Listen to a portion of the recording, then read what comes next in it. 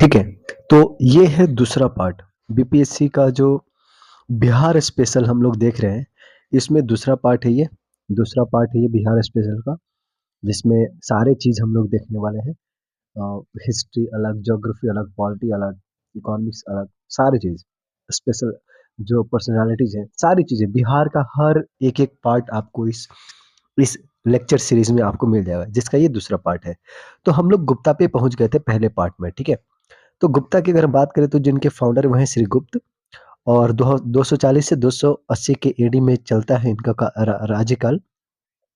इनके बेटे थे घटोत्कच, जो सक्सेसर बनते हैं, और उनके बाद जो आते हैं वो हैं चंद्रगुप्त फर्स्ट। एक्चुअल में जो फाउंडर है ना गुप्ता एरा के, वो चंद्रगुप्त वन माने जाते हैं। ठीक है, कुमार देवी से इनकी शादी हुई थी, और लिच्छवी प्रिंसेस थी वो। लिच्छवी जो कि लिच्छवी ट्राइब जो कि वैशाली के पार्ट थे वो, और वैशाली जो कि it was part of the Vajji संघ। ठीक है, तो ये चीज आपको ध्यान में रखना कि 320 एडी में शुरुआत होता है गुप्ता का era, I mean Chandragupta era. और चंद्रगुप्त फर्स्ट और पहले इंडियन ओरिजिन किंग जिन्होंने गोल्ड कॉइन किया, इट वाज चंद्रगुप्त फर्स्ट। ठीक है, और महाराजा धीराज टाइटल ये अडॉप्ट किए, महाराजा धीराज। और अगर बात करें समुद्रगुप्त का, तो 335 से 380 के बीच में ये इनको देखने को मिलता है।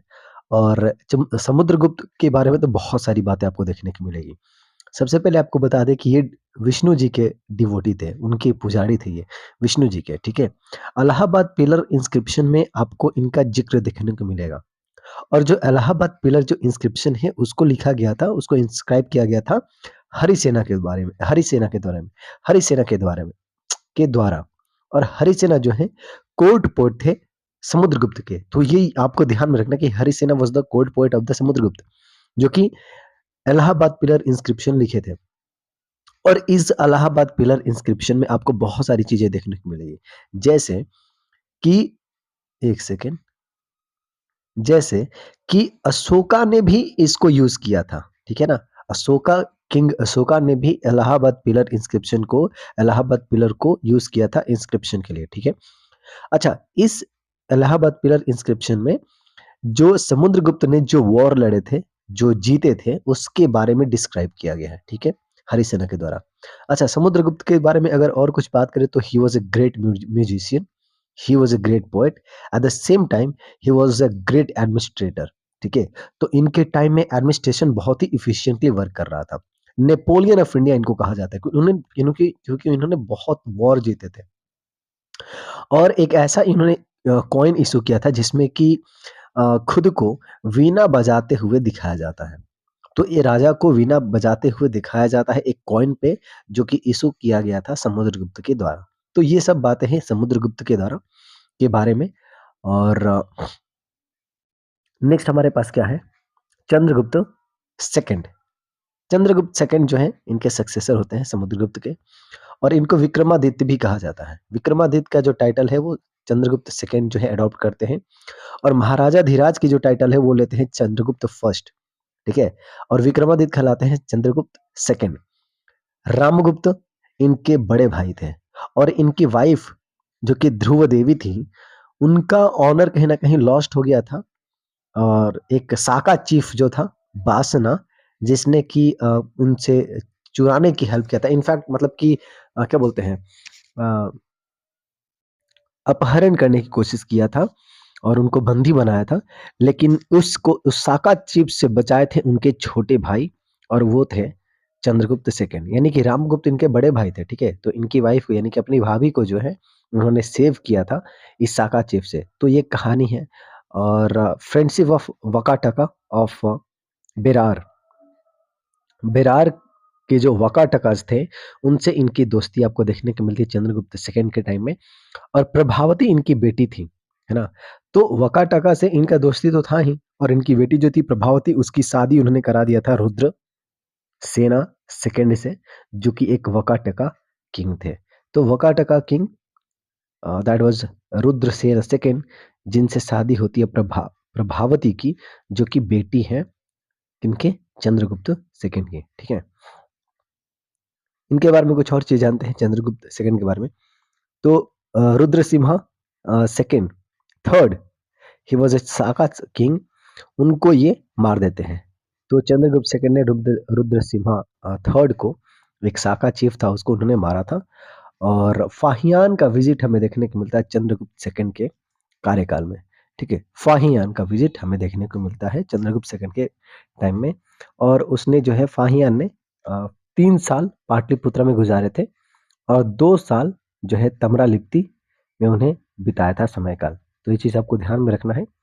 5 साल लगभग रहे यहाँ पे, और बहुत सारे मैन्युस्क्रिप्ट जो है वो उसको सिक्योर करना था, उसको लेकर के चाइना जाना था। ये उसका मेन विजिट ऑब्जेक्टिव था उसके विजिट का।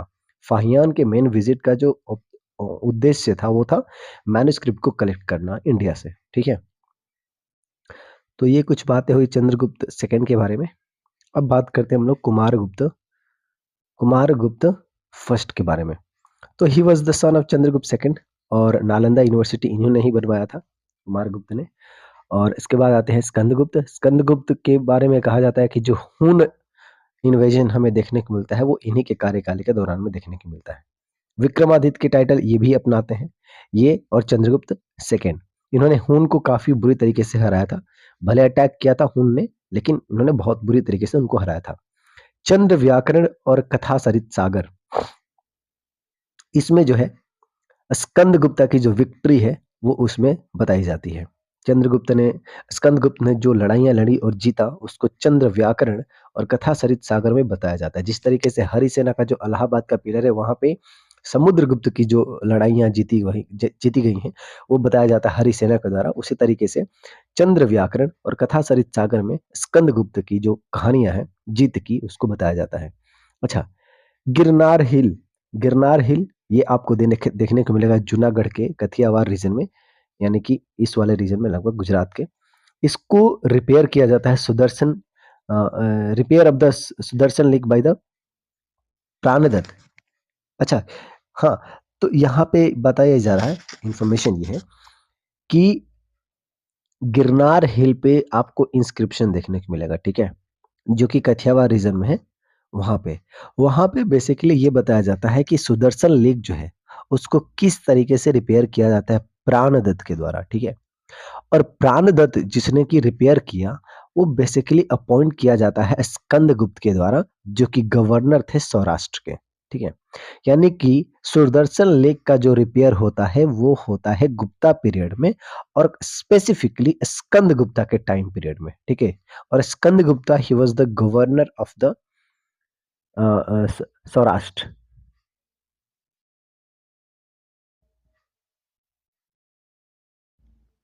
नहीं नहीं, एक second. Pranadatta was the governor of Saurashtra. ठीक है, वो तो गुप्ता किंग थे वो, है ना। तो वो चीज ध्यान में रखना है। अपॉइंट किए जाते हैं प्राणदत्त रिपेयर करने के लिए, है ना। तो वो चीज ध्यान में रखना है कि सुदर्शन लेक का जो रिपेयरिंग होती है, जो कि गिरनार हिल्स पे है जूनागढ़ काठियावाड़ में, वो होता है स्कंदगुप्त के टाइम पीरियड में। ठीक है, और प्राणदत्त के द्वारा किया जाता है। He was appointed by Skandagupta. That's great. अब आते हैं हम लोग गुप्ता पीरियड के बारे में, कुछ और चीज जानने की कोशिश करते हैं।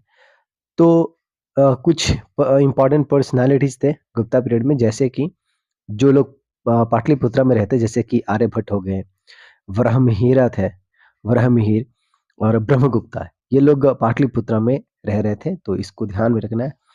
वराहमिहिर, ब्रह्मगुप्ता और आर्यभट्ट। ठीक है, पाटलिपुत्रा वॉज एक स्कल्पचरल सेंटर था, एक स्कल्पचर सेंटर था पाटलिपुत्रा।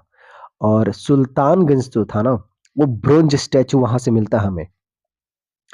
तो भागलपुर में सुल्तानगंज जो है, वहां से हमें बुद्धा का एक स्टैचू मिलता है, जो कि ब्रोंज का है और 2 मीटर है वो, है ना, उसकी ऊंचाई। और ये आपको सुल्तानगंज में एक आपको अजगैबीनाथ टेम्पल भी देखने को मिलेगा।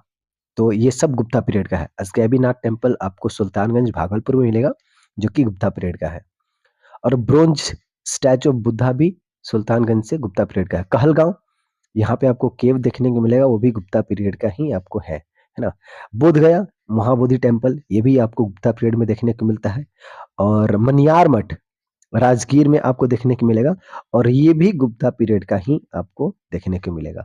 उसके बाद भगवत कल्ट हमें देखने को मिलता है गुप्ता पीरियड में। संस्कृत लिटरेचर का काफ़ी अच्छा डेवलपमेंट होता है गुप्ता पीरियड में। तो ये जो सारी इन्फॉर्मेशन हमने देखा ये सब गुप्ता पीरियड के बारे में है ना? ठीक है। तो एक बार फिर से मैं रिपीट कर दे रहा हूँ, महाबोधि टेम्पल, राजगीर में मनियार मठ, है ना? कहलगाँव का केव, सुल्तानगंज का ब्रोंज स्टैचू ऑफ बुद्धा, है ना? अजगैबीनाथ टेम्पल, ये सब गुप्ता पीरियड का है। भगवती कल्ट और संस्कृत लिटरेचर। चलो भाई, अब आते हैं लेटर गुप्ता की बात करते हैं, जो बाद में जो गुप्ता आए। अब ये मेन गुप्ता की बात हमने कर लिया। यहाँ पे आपको अफसड APHSAD अफसड इंस्क्रिप्शन में हमें देखने को मिलता है आदित्य सेना के बारे में। Aditya Sena he was the later Gupta ruler और long list of the Magadha rulers. ये जो अपसड है, जो इंस्क्रिप्शन है, इसमें आपको मगध के जो रूलर्स है ना उनका लिस्ट आपको देखने को मिलेगा। तो क्वेश्चन ये पूछा जा सकता है कि बताओ कि which of the following thing that contains the list of the Magadha rulers, that answer would be Aphsad inscription. और ये आदित्य सेना के द्वारा इसको उनके पीरियड में आपको देखने को मिलता है, जो कि एक लैटर गुप्ता रूलर है। Aditya Sena was a Gupta ruler, later Gupta ruler, right. अब आते हैं हम लोग मेडिवल हिस्ट्री की बात करते हैं बिहार का। हमारा ये वाला पार्ट हो गया। अब यहाँ पे मेडिवल हिस्ट्री की अगर बात करें तो मिनहाज अस-सिराज, ये तबाकत नासिरी लिखे थे, ये पूछा जा चुका है क्वेश्चन। जियाउद्दीन बरानी, इन्होंने किताब जो लिखा है, जियाउद्दीन बरानी, उनके किताब का नाम है तारीख ए फिरोज शाही। तारीख ए तारीख ए फिरोज शाही, ये किताब लिखी गई है जियाउद्दीन बरानी के द्वारा। तबाकत नासिरी, इसको लिखा गया मिनहाज अस-सिराज के द्वारा। अबुल फजल 67th में पूछा जा चुका है, अबुल फजल के द्वारा लिखा गया अकबरनामा। बाबर के द्वारा लिखा गया तुजुके बाबरी, इसने खुद लिखा था, टर्की लैंग्वेज में इसको लिखा था। विद्यापति, जिनकी एक रचना है कृतिलता और कृति पताका, विद्यापति महाकवि विद्यापति, ठीक है। मैथिल कोकिल, तो ये चीज आपको ध्यान में रखना है। और ज्योतिर ज्योतिरेश्वर वर्ण, ज्योतिरेश्वर जो है उन्होंने क्या लिखा है, उन्होंने लिखा वर्ण रत्नाकर। और चंद्रेश्वर ने लिखा है राजनीति रत्नाकर। तो ये कुछ इंपॉर्टेंट बुक्स हैं। ज्योतिरेश्वर ने लिखा है वर्ण रत्नाकर और चंद्रेश्वर ने लिखा है राजनीति रत्नाकर।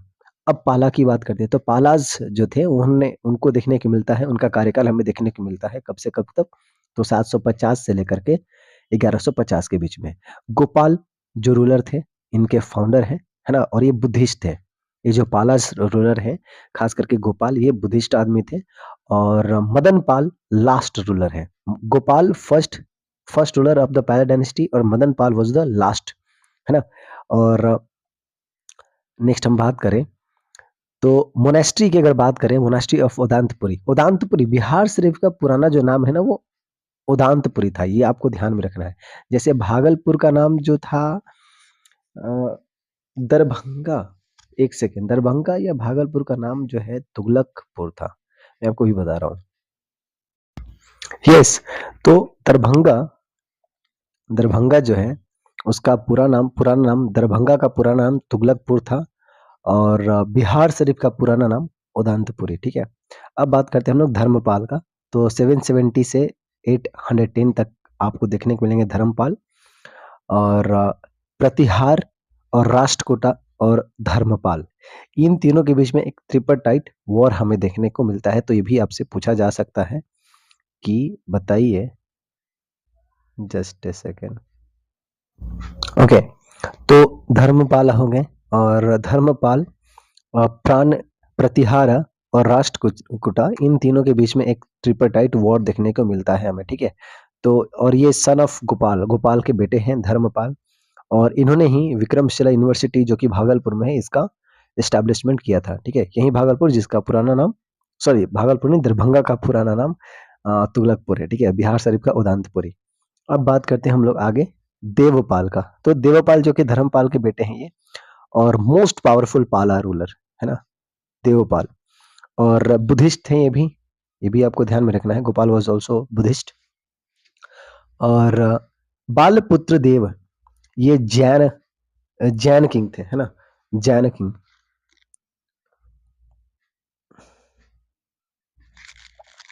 बालपुत्र देव, इन्होंने, सॉरी जैन नहीं, जावा किंग, सॉरी, इसको जूम कर लेते हैं। बालपुत्र देव एक जावा किंग थे, जावा, सुमात्रा जावा वाले, इंडोनेशिया वाले जावा, जावा किंग। इन्होंने अपना एम्बेसडर सेंड किया था देवपाल के यहाँ, ठीक है? और asked for a grant of 5 villages to build a monastery at Nalanda. Nalanda में एक मोनास्ट्री बनाने के लिए उन्होंने 5 गाँव का ग्रांट जो है माँगने के लिए बालपुत्र देव जो कि जावा के किंग थे, उन्होंने किसको रिक्वेस्ट किया था? तो वो किए थे देवपाल को, जो कि पाला डायनेस्टी के रूलर है, ठीक है? Devapala who was the son of Dharmapala, जिन्होंने कि क्या बोलते हैं, वैशाली में जो यूनिवर्सिटी है ना? उसको बनवाया था।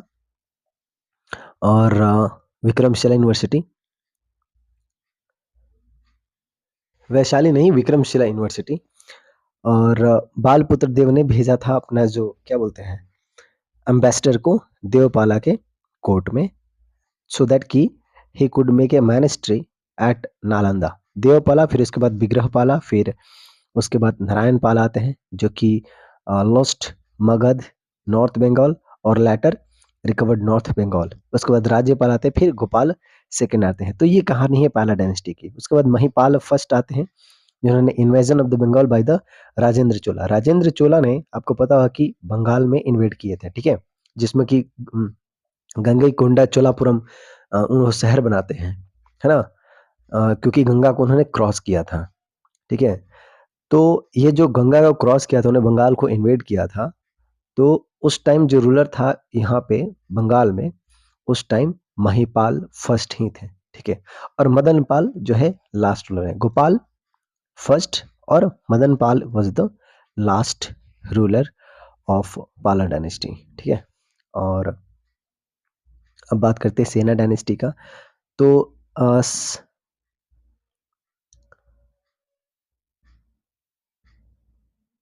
सुमन सेना आपको फाउंडर देखने को मिलेंगे, और बंगाल और बिहार में आपको देखने को मिलेगा सुमंत सेना।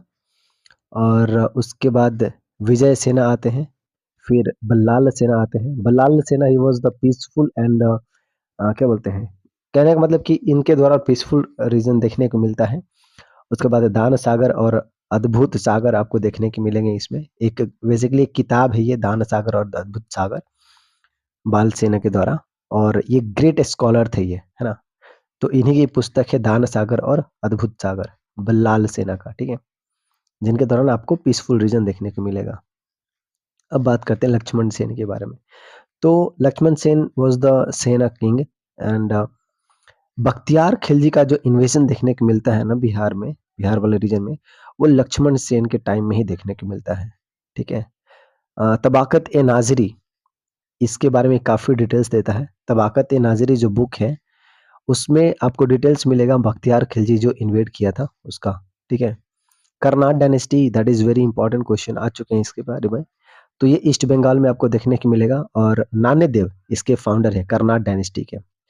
और मिथिला में आपको देखने को मिलता है ये रीजन, और 197 एडी में आपको देखने को मिलेगा इसका, है ना?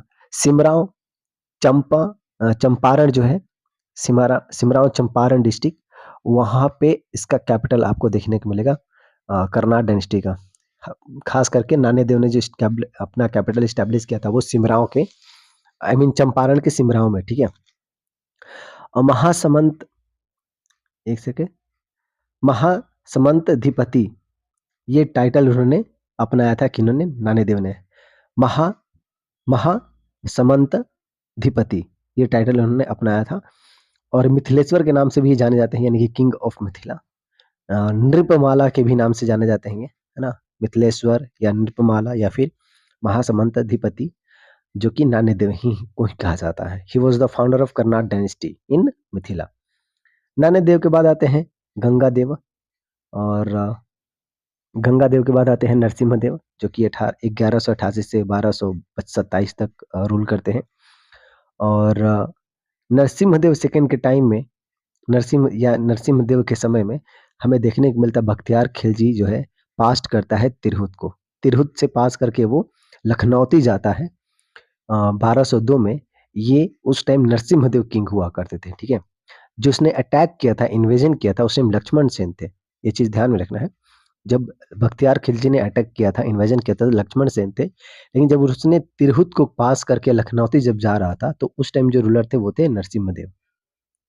धर्मस्वामी एक तिब्बतन स्कॉलर थे जिसको कि विजिट हमें देखने को मिलता है तिरहुत में, और वो हमें देखने को मिलता है 1, 2, 3, 4 में, यानी कि 1234 एडी में धर्मस्वामी का आपको विजिट देखने को मिलेगा। ठीक है, तबाक़त नाज़री ये आपको याद रखना है। कुछ बुक हम लोग यहाँ पे देख रहे थे, जैसे कि तारीख़ फ़िरोज़ शाही, ज़ियाउद्दीन बरानी ने लिखा है। तबाक़त नासिरी, मिन्हाज अस सिराज ने लिखा है। ठीक है? तो यही तबाक़त नाज़री जिसमें कि आपको डिटेल्स देखने को मिलता है, क्या चीज़ का? जो इन्वेजन करता है बख्तियार खिलजी, उस चीज़ का डिटेल्स आपको तबाक़त-ए-नाज़री में देखने को मिलेगा, जो कि लिखा गया है मिन्हाज-अस-सिराज के द्वारा। अब बात करते हैं हम लोग टर्किश रूल इन बिहार का। तो Bakhtiyar Khilji, he was a army general of Qutbuddin Aibak. Qutbuddin Aibak का ये एक आर्मी जनरल था, बख्तियार खिलजी, और उसने उदांतपुरी यानी कि बिहार शरीफ को कैप्चर किया 1198 में। ठीक है? और इसने नालंदा यूनिवर्सिटी को जलाया था, राइट? बख्तियारपुर को इसने फाउंड किया। उसके बाद invaded Nadia. It was the capital of Lakshman Sena. आपको याद है कि लक्ष्मण सेना के टाइम में इसने इन्वेड किया था। तो नदिया जो प्लेस है, it was the capital during the Lakshman Sen. It was attacked by the Bakhtiyar Khilji. उसने इन्वेड किया। लखनौती इसको कैपिटल बनाया अपना, और लखनौती जब जा रहा था तब उस टाइम जो रूलर थे वो कौन थे? उस टाइम थे Narasimhadeva. Narsimhadev was the ruler when Bakhtiyar Khilji was going to Lucknow through Tirhut. ठीक है, अब बात करते हैं यहाँ पे। So killed by his own officer, उसके खुद के ऑफिसर ने उसको मार दिया, जिसका नाम था अली मर्दान खलजी। ठीक है, और जो इसको ब्यूरेट किया गया है बिहार शरीफ में ही। ठीक है, मधुपुर के बिहार शरीफ में इसको जो है दफना दिया गया है बख्तियार खलजी को। उसके बाद इल्तुतमिश इल्तुतमिश में हमें देखने को मिलता है बिहार शरीफ और बाढ़ रीजन पे कंट्रोल, और उसने क्या किया? मलिक अलाउद्दीन जानी को मलिक अलाउद्दीन जानी को अपॉइंट किया था पहला रिप्रेजेंटेटिव ऑफ दिल्ली सल्तनत बिहार में। तो दिल्ली सल्तनत का पहला रिप्रेजेंटेटिव बिहार में, इट वाज मलिक अलाउद्दीन जानी, दैट इज वेरी इंपॉर्टेंट, और इसको अपॉइंट किया गया था इल्तुतमिश के द्वारा। ठीक है, इसने बंगाल और बिहार को सेपरेट कर दिया था, हालांकि बाद में फिर से इसको यूनाइट कर दिया जाएगा। बल्ख बल्ख खलजी रिवोल्टेड, लेकिन यहाँ पे बल्ख खलजी ने रिवोल्ट किया था इल्तुतमिश के अगेंस्ट, लेकिन इल्तुतमिश ने क्या किया? बल्ख खिलजी को हरा दिया लखनौती में। तो ये भी पूछा जा सकता है कि Balkh Khalji revolted in Bihar against Iltutmish. Yeah, which of the following personalities has revolted against Iltutmish in Bihar? That was the Balkh Khalji. जैसे बलबन के शासन काल में एक आदमी ने रिवॉल्ट किया था, उस पे क्वेश्चन पूछा गया था बीपीएससी में, तो क्वेश्चन आ सकते हैं। अच्छा, इल्तुतमिश ने अपॉइंट किया किसको? अलाउद्दीन जानी को गवर्नर ऑफ बिहार या गवर्नर ऑफ बंगाल, और सैफुद्दीन ऐबक को कर दिया गवर्नर ऑफ बिहार। तो ये चीज़ क्योंकि इसने सेपरेट कर दिया था ना बंगाल और बिहार को, तो अलाउद्दीन जानी को बंगाल का गवर्नर बनाया और सैफुद्दीन ऐबक को गवर्नर ऑफ बिहार बनाया। तो ये चीज़ हमें ध्यान में रखना है।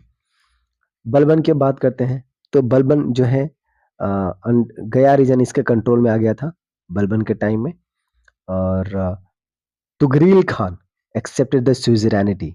तो तुगरील खान जो था उसने जो है बलबन की स्यूज़रेनिटी को एक्सेप्ट किया था बिहार में, और उसके बाद अलाउद्दीन खिलजी आता है, जो कि शेख मोहम्मद इस्माइल टू दरभंगा, इसको भेजता है दरभंगा, सईद शेख मोहम्मद इस्माइल को। ठीक है, उसके बाद गयासुद्दीन तुगलक हमें देखने को मिलता है, जिसने कि हरि सिंह को हराया कर्नाट डायनेस्टी के, और दरभंगा को रीनेम कर दिया तुगलकपुर। मैंने बोला ना कि Tughlaqpur was the old name of Darbhanga, और बिहार शरीफ का ओल्ड नेम है Udantpuri. Tirhut was assimilated to Delhi. जो तिरहुत जो रीजन है, जो आज हम लोग का एक डिवीजन भी है तिरहुत, तो उसको दिल्ली में जो है मिला लिया गया, उसमें एसिमिलेट कर दिया गया।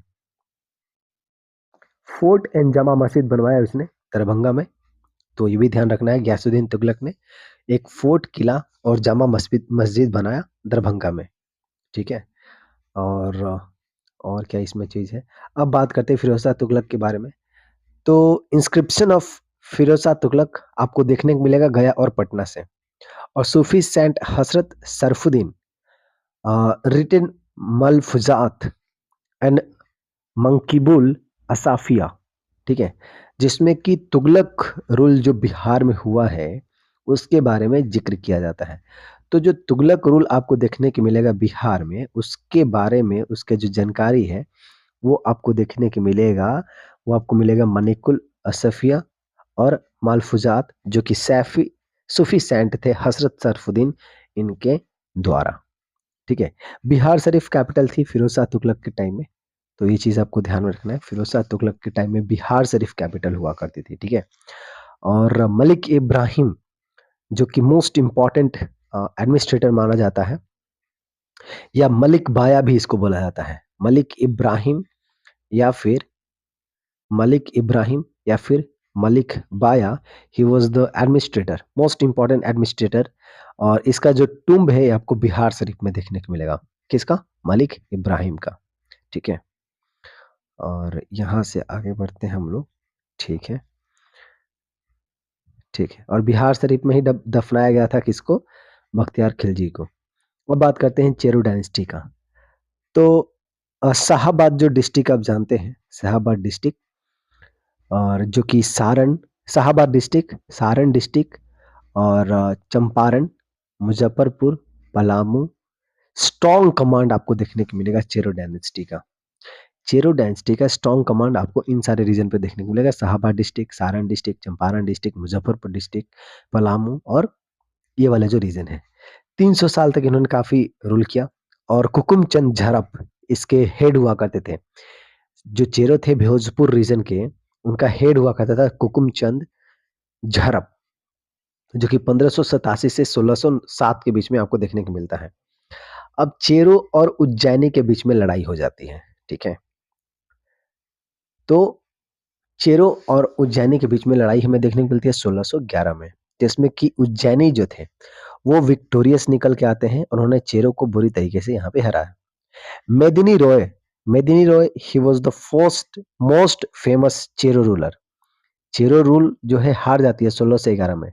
1611 में चेरो और उज्जैनी के बीच में लड़ाई होती है, जिसमें कि उज्जैनी जो है जीत जाते हैं और चेरो जो है हार जाते हैं। और उज्जैनी को उस टाइम जो लीड किया था वो नारायण मल, ठीक है। और मेदिनी रॉय, ही was the most famous Chero ruler. अच्छा, परबत सिंह का नाम यहाँ पे आता है, जो कि मेदिनी रॉय के बेटे थे, ठीक है जी। और उज्जैनी जो थे वो भोजपुर जिले के थे। उज्जैनी जो थे भोजपुर जिले के थे। और Bhojraj and his son Devraj took shelter under the Chero king Raj Mukund.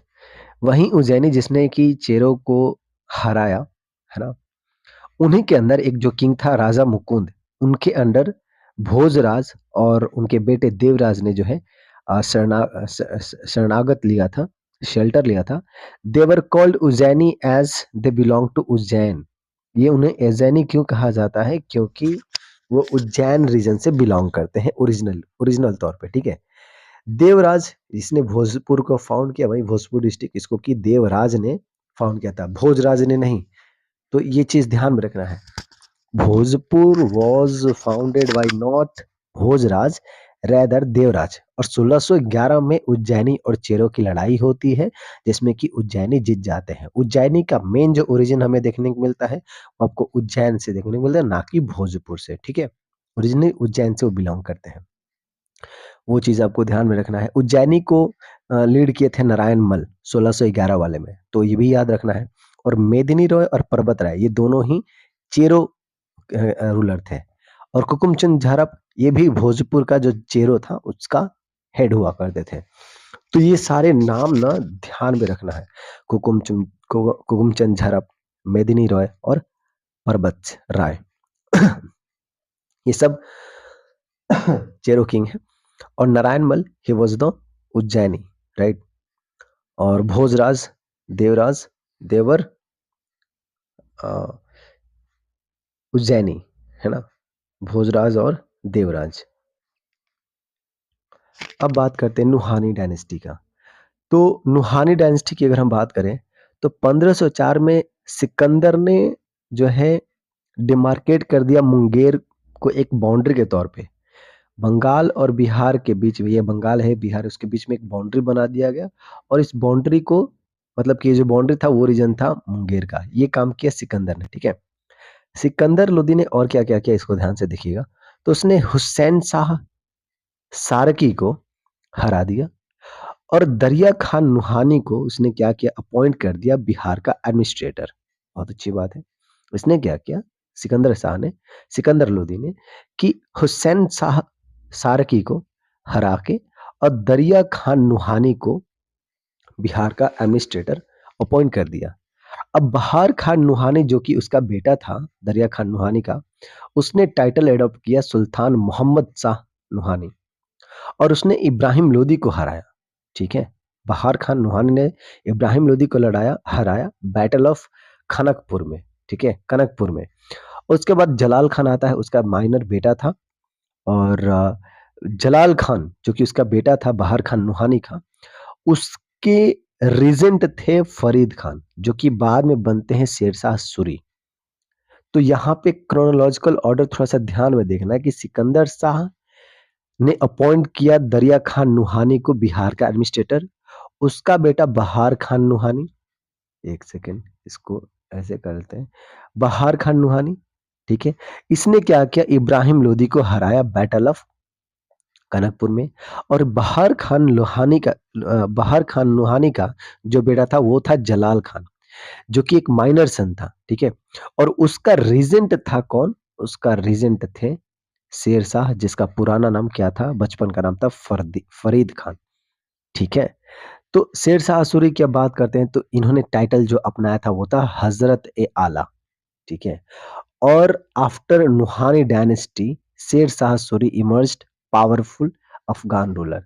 तो बिहार में नुहानी डायनेस्टी के बाद अगर कोई इमर्ज किया तो वो किए कौन?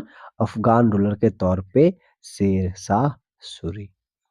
तो ये है आपका क्रोनोलॉजिकल ऑर्डर। एक बार फिर से मैं आपको इसमें दिखा देता हूँ इसको।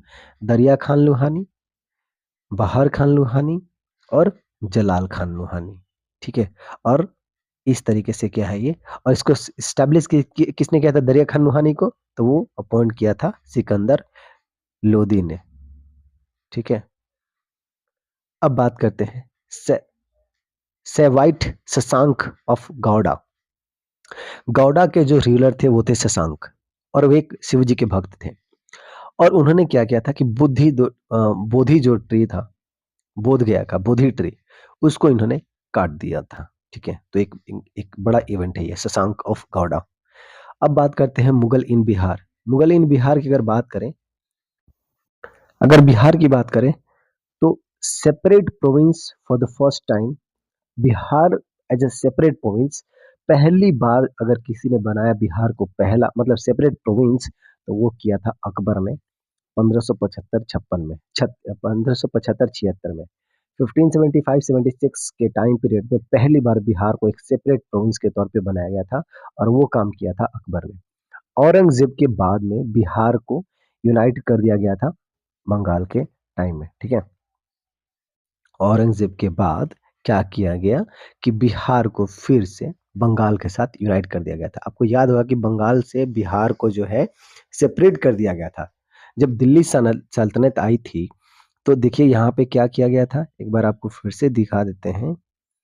यहाँ पे हमने क्या देखा कि किसने, इल्तुतमिश ने क्या किया कि बिहार को सेपरेट कर दिया, ठीक है, सेपरेट कर दिया बिहार को बंगाल से। और जिसमें कि अलाउद्दीन जानी को क्या किया था, बंगाल का गवर्नर बनाया था और बिहार का गवर्नर बनाया था सैफुद्दीन ऐबक को, ठीक है। मलिक अलाउद्दीन जानी याद रखना है, मलिक अलाउद्दीन जानी जो कि बिहार में पहला रिप्रेजेंटेटिव दिल्ली सल्तनत का। तो इल्तुतमिश के टाइम जो बिहार को सेपरेट किया गया था उसको एक बार फिर से औरंगजेब के बाद जो है इसको क्या कर दिया गया था, यूनाइट कर दिया गया था। और अगर ये क्वेश्चन पूछे कि सबसे पहली बार सेपरेट प्रोविंस कब बनाया गया था बिहार को, किसके राज्यकाल में, तो अकबर के टाइम में, ठीक है, 1575-76 में। अच्छा, सुल्तान मोहम्मद सुल्तान मोहम्मद शाह नुहानी जो कि बहार खान नुहानी का नाम से भी जाना जाता है, उसने अपॉइंट किया कि इसको फरीद खान को एक जागीरदार के रूप में। सुल्तान मोहम्मद शाह नुहानी जो हैं, अगर मैं यहाँ पे दिखाऊँ नुहानी डायनेस्टी की अगर हम लोग बात करें तो सुल्तान मोहम्मद शाह नुहानी कहाँ है? एक सेकंड। सुल्तान मोहम्मद शाह नुहानी। तो ये बहार खान नुहानी, एक सेकंड, बहार खान नुहानी जिसने टाइटल क्या लिया था? सुल्तान मोहम्मद शाह नुहानी, जिसका बेटा था जलाल खान, जिसका बेटा था जलाल खान और उसका रीजेंट था फरीद खान। ठीक है? अब हम लोग बात ये कर रहे हैं कि सुल्तान मोहम्मद खान नुहानी कहा गया।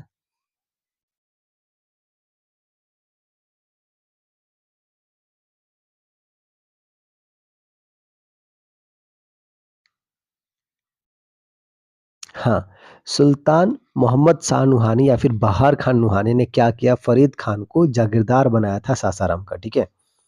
और जलाल खान का क्या ये ट्यूटर था, यानी कि ट्यूटर थे ये। अब शेर शाह सूरी की अगर और बात करें तो लाडो मलका इनकी वाइफ का नाम था, लाडो मलका। और फोर्ट ऑफ चुनार इन्होंने बनवाया था, ये ध्यान में रखना है, फोर्ट ऑफ चुनार। उसके बाद इन्होंने डिफीट किया मोहम्मद शाह ऑफ बंगाल का और कुतुब खान को। बैटल ऑफ सूरजगढ़ इन्होंने इन्होंने लड़ा था 1534 में मुंगेर में। शेर शाह को इसमें जीत मिलती है। बैटल ऑफ सूरजगढ़ 1534 में। बैटल ऑफ चौसा होता है 1539 में। बैटल ऑफ बेलग्राम होता है 1540 में। His land policy it was adopted by Akbar. इनकी जो लैंड पॉलिसी थी वो जो है अकबर ने इस चीज़ को एक्सेप्ट किया था बाद में, अडॉप्ट किया था इनफैक्ट। और उसके बाद रुपया जो करेंसी है, रुपया नेम जो है वो इन्हीं के द्वारा जो है दिया गया था, ठीक है? और पटना में इन्होंने एक फोर्ट बनवाया था, रोहतास फोर्ट भी इन्होंने बनवाया है। और एक सेकेंड इसको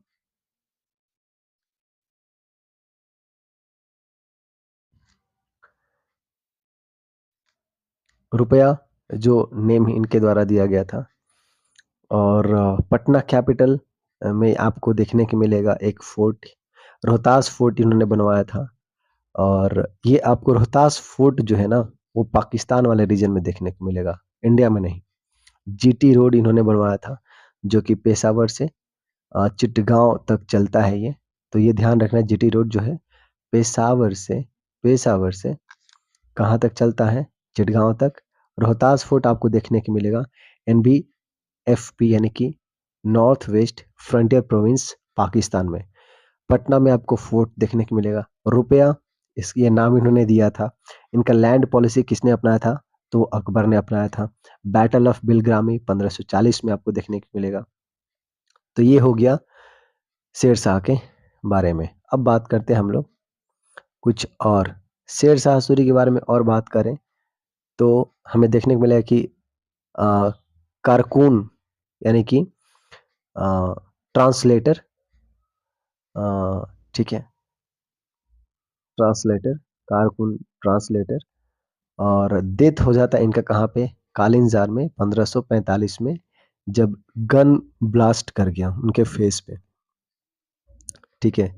इस्लाम शाह इनके बेटे का नाम है और आई मीन था।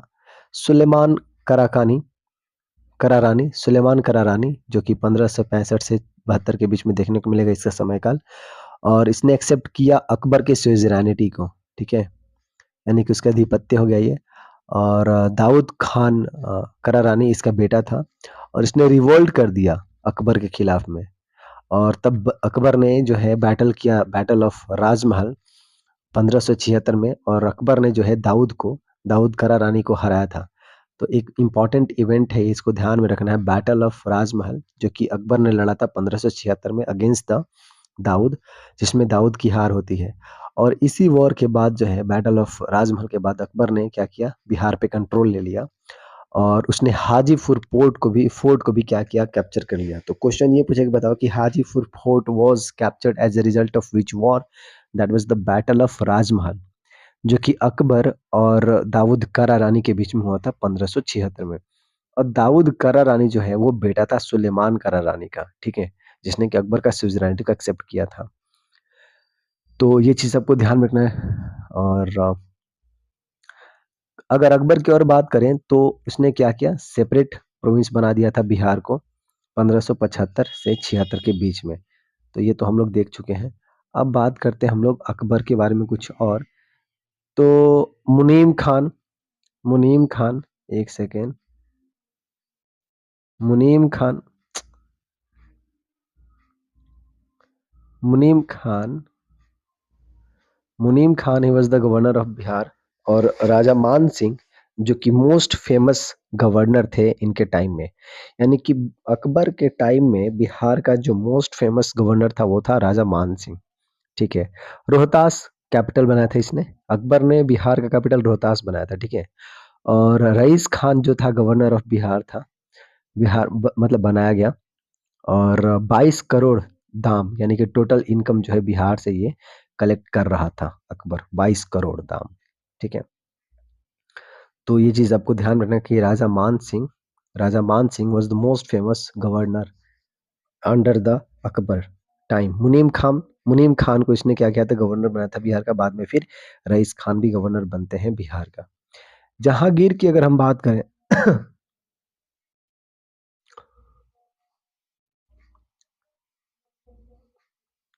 जहांगीर की अगर बात करते हैं तो लाल बेग जिसको कि जहांगीर कुली खान भी कहा जाता है, और या फिर बाज बहादुर, जो कि गवर्नर था कहाँ का, बिहार का। यानी कि जहांगीर के टाइम में जो बिहार का गवर्नर था वो था लाल बेग, जिसका कि एक और नाम था बाज बहादुर या फिर जहांगीर कुली खान।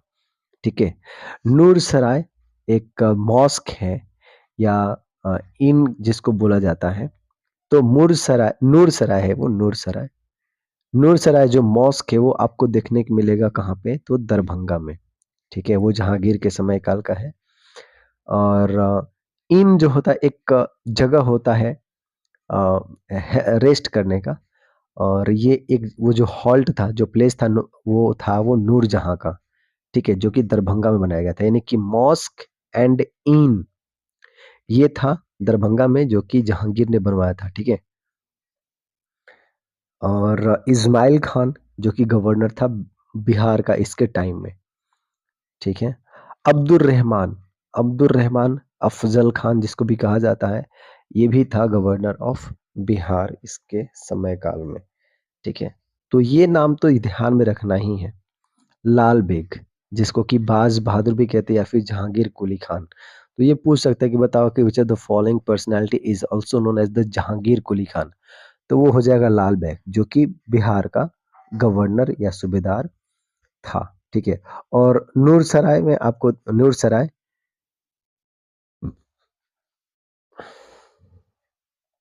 कहाँ बनाया गया था, तो बनाया गया था दरभंगा में। ठीक है। मॉस्क और इन दोनों आपको देखने को मिलेगा यहाँ पे, नूर सराय। अब बात करते हैं हम लोग शाहजहां का। तो शाहजहां जो कि पूरा नाम इसका था प्रिंस खुर्रम, और खाने दुर्रम जो कि सूबेदार था बिहार का इसके अंदर में, जिसको कि बैराम बेग भी कहा जाता है। Bairam Beg was also known as the Khane Durram, जो कि बिहार का गवर्नर था। शाइस्ता खान जो कि सूबेदार था बिहार का, ब्रदर ऑफ मुमताज महल का भाई था कौन, शाइस्ता खान, जिसको कि सूबेदार बना दिया था बिहार में। अब बात करते हैं औरंगजेब का। औरंगजेब बैटल ऑफ सामूगर आपको पता है कि अपने भाई के अगेंस्ट लड़ा था, दारा सिकोह के अगेंस्ट में, 1658 में, है ना। तो दाऊद खान कुरैशी जिसको कि सूबेदार बनाया था इसने बिहार का, दाऊद खान कुरैशी को। और दाऊद नगर जो है ना गया में, वो इसी दाऊद खान ने बनाया था, दाऊद खान कुरैशी ने। दार अल अल दार अल अदालत ये पटना में बनाया था, जिसको कि कोर्ट ऑफ जस्टिस के नाम से जाना जा रहा था। और लश्कर खान ये नेक्स्ट सूबेदार था बिहार का औरंगजेब के टाइम में। तो यहाँ से कुछ चीजें आपको याद रखनी है, जैसे कि दाऊद नगर जो कि बनाता है कुरैशी दाऊद खान कुरैशी वॉज द सूबेदार of Bihar, it was appointed by Aurangzeb. और दाऊद खान कुरैशी ने ही दाऊद नगर बनाया था, कहाँ पे, गया में। और दार अल अदालत ये बनाया जाता है पटना में, जिसको कोर्ट ऑफ जस्टिस कहा जाता है। ये भी आपको देखने को मिलेगा कि बनाता है दाऊद खान ही। ठीक है? और लश्कर Khan it was the next सूबेदार। तो दार अल अदालत कहाँ है? पटना में। और it was court of justice. It was founded by the Daud Khan Qureshi that was who was appointed by the Aurangzeb, right? Next हम बात करते हैं John Marshall. John Marshall British था, है ना? और डॉक्टर ग्रफिन डच था जो कि विज़िट किए थे ड्यूरिंग लश्कर खान के समय में। तो जॉन मार्शल ब्रिटिश और de Graaf Dutch. De Graaf, D for Dutch. और John Marshall it was he was British personality जिसने कि विजिट किया था बिहार ड्यूरिंग द लश्कर के टाइम में। अब बात करते हैं प्रिंस एजाम का, जो कि बेटा था औरंगजेब का, और उसने ही अजीमाबाद जो है नाम चेंज कर दिया था पटना का नाम चेंज करके अजीमाबाद कर दिया था प्रिंस अजाम ने, जो कि बेटा था औरंगजेब का। उसको भी सूबेदार बना दिया था 1677 में। अब मिर्जा फारुखुद्दीन की बात करते हैं, जिसको कि सैफ सैफ अली खान भी कहा जाता है ना? और इसको भी ये बिहार का सूबेदार बनाया था, ठीक है? तो ये चीज़ प्रिंस अज़ैम याद रखिएगा, औरंगज़ेब का ये बेटा था, ठीक है? अब बात करते हैं सिखिज़्म इन बिहार का। तो सिखिज़्म इन बिहार की अगर हम लोग बात करें, तो गुरु नानक देव का विज़िट हमें देखने को मिलता है गया में, राजगीर में, पटना में, मुंगेर में, भागलपुर में और कहलगाँव में, ठीक है? यहाँ पे हमें गुरु नानक देव जी का विज़िट देखने को मिलेगा। और बिहार इसलिए भी इम्पोर्टेंट सिख के लिए क्योंकि जो 10वें गुरु हैं, श्री गुरु गोविंद सिंह जी, उनका जन्म हुआ था 1666 में, यहीं पटना में। और ये 10वें और आखिरी सिख गुरु हैं और इन्होंने खालसा का एस्टेब्लिशमेंट किया था। और ये इन्होंने किया था 1st ऑफ बैसाख 1699 में, ठीक है? गुरु तेग बहादुर जो कि 9th सिख गुरु थे, और इनको एग्जीक्यूट कर दिया गया था 1675 में दिल्ली में, ठीक है? तो ये चीज़ हमें ध्यान में रखना है। और ये किया गया था औरंगज़ेब के द्वारा। गुरु तेग बहादुर जो है जब असम जा रहे थे एक पीस यात्रा पे, तो उन्होंने अपने बच्चे, अपने वाइफ को जो है पटना में छोड़ दिया था। और तो इस तरीके से आपको ध्यान में ये सारी चीज़ें रखनी है। और जब वो रास्ते में जा रहे थे उसी दौरान जो है 1675 में गुरु तेग बहादुर जी का कत्ल कर दिया जाता है औरंगज़ेब के द्वारा, ठीक है? कहाँ जा रहे थे? तो असम जा रहे थे एक पीस मिशन पे। तो अपनी वाइफ और इनको श्री गुरु गोविंद जी को जो है यहीं पे छोड़ कर के वो जा रहे थे, ठीक है? तख्त श्री हरमंदिर साहब जी, ये आपको देखने को मिलेगा पटना में। और ये it is the second most important religious place of for Sikh in entire this world after golden temple. Golden temple के बाद जो कि अमृतसर में है, उसके बाद जो दूसरा सबसे होलीस्ट प्लेस है सिखिज्म में, वो है तख्त श्री हरमंदिर साहब जी, बिहार में, पटना में, ठीक है? तो वो चीज़ हो गया। अब सो इस तरीके से हम लोग का ये जो पार्ट है ना, ये ख़त्म होता है हिस्ट्री वाला। और अब नेक्स्ट पार्ट में हम अगले चीज़ लेकर आएँगे, अलग चीज़ें लेकर आएँगे। इसमें क्या है, बिहार का जो अलग जो और जो चीज़ें बच गए हैं उसको कवर करने की कोशिश की जाएगी। सो विद दिस इसको यहीं पे रैप करते हैं। Thank you.